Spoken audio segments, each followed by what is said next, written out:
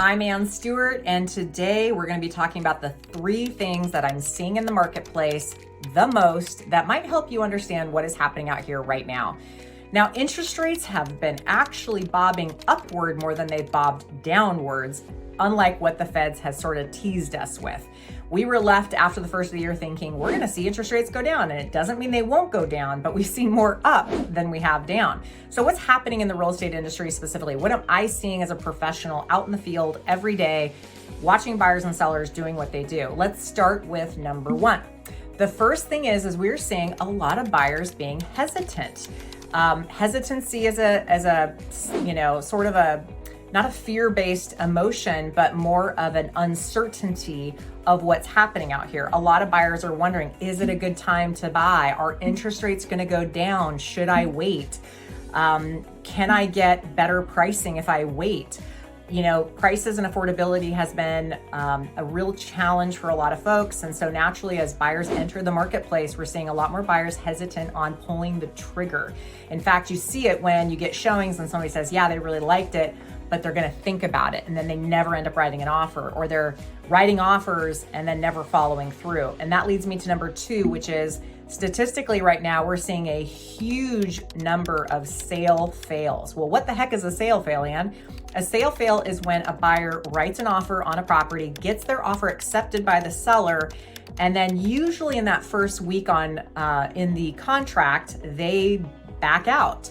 Now, there could be all kinds of reasons for it. Typically, they're using the inspection contingency to do so, but sometimes it's just a change of heart. Sometimes they're getting into inspections and realizing they're overwhelmed by the things that are showing up in the inspection. Sometimes they don't want to negotiate with the seller on getting those things rectified. Other times they're stepping forward with a large list of things that may or may not be reasonable, and the seller is saying yes to some, no to others, and they just decide this is not the house for them. But usually it happens in that first week or less on market. And in talking to a title rep that I know, she's like, we've never seen so many sale fails. And I'm seeing it too. When I look at the RMLS, I'm seeing houses going pending and popping back out on the market just a few days later. So that tells us that there's a lot of hesitancy in the market, and people are sort of wondering what's going to happen next. And that's not uncommon, by the way, with an election year, and there's just a lot going on in the market. I expect that to continue through the year. The last thing is negotiating. We're seeing a lot more buyers negotiating things like closing cost assistance and repairs, and terms that usually before in a market where it feels a little bit more momentous, they're asking for more stuff. And that's where it's important to be aware that if you're a seller planning on getting on the market, you should be ready to talk and negotiate with the buyer.